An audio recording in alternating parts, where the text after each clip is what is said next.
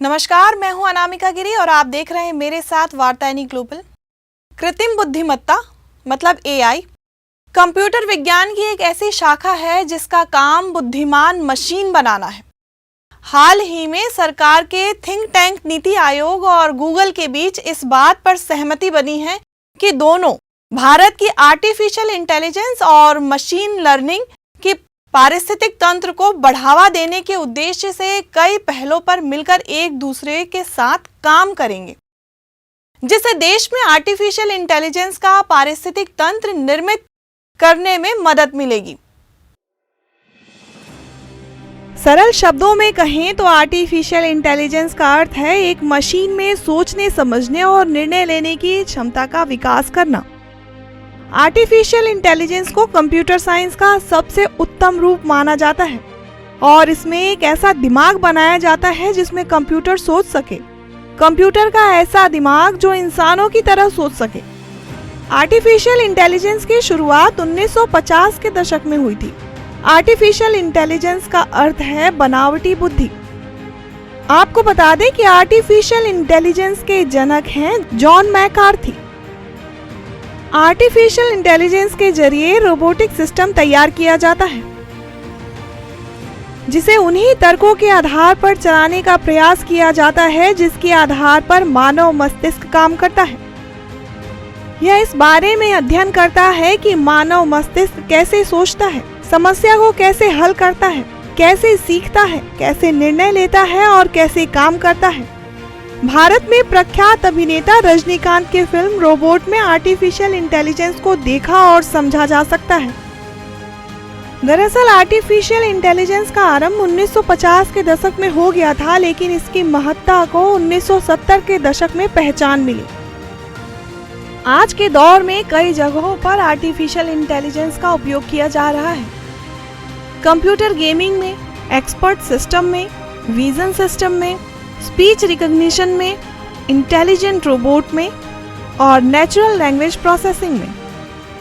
इसके अलावा किसी बेहद जटिल सिस्टम को चलाने, नई दवाइयां तैयार करने, नए केमिकल तलाशने, खनन उद्योग से लेकर अंतरिक्ष, शेयर मार्केट से लेकर बीमा कंपनियां, मानव जीवन का कोई क्षेत्र ऐसा नहीं बचा जिसमें आर्टिफिशियल इंटेलिजेंस का दखल ना हो।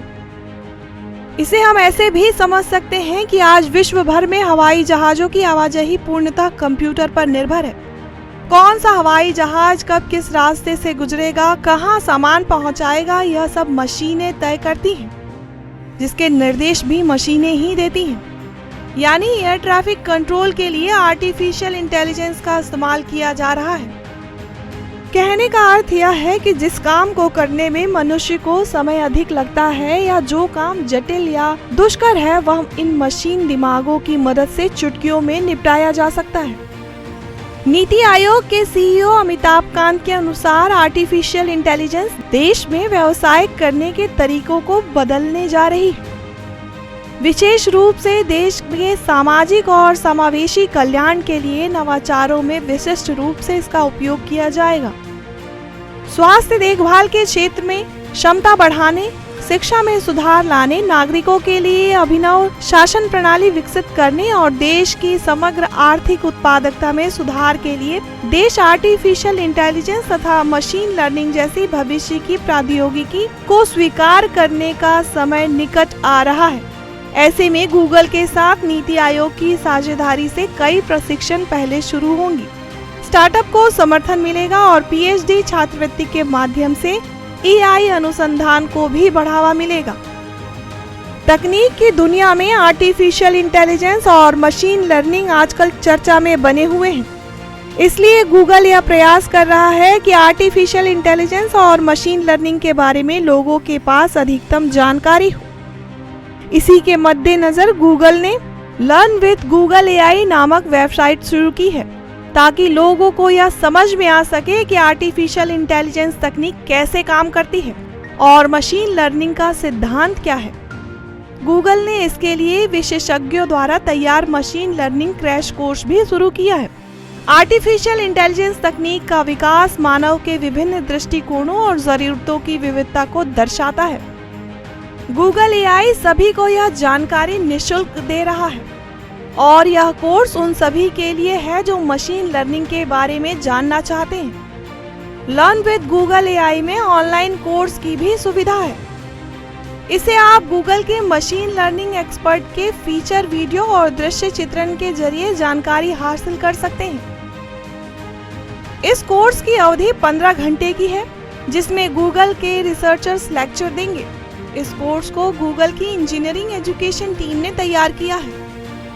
गूगल के सीईओ सुंदर पिचाई का कहना है कि मानवता के फायदे के लिए हमने आग और बिजली का इस्तेमाल करना तो सीख लिया, पर इसके बुरे पहलुओं से भी उबरना जरूरी है।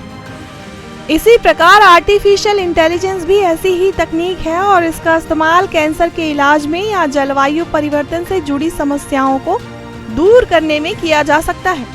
आर्टिफिशियल इंटेलिजेंस का निर्माण हमारी सभ्यता के इतिहास में सबसे बड़ी घटनाओं में से है।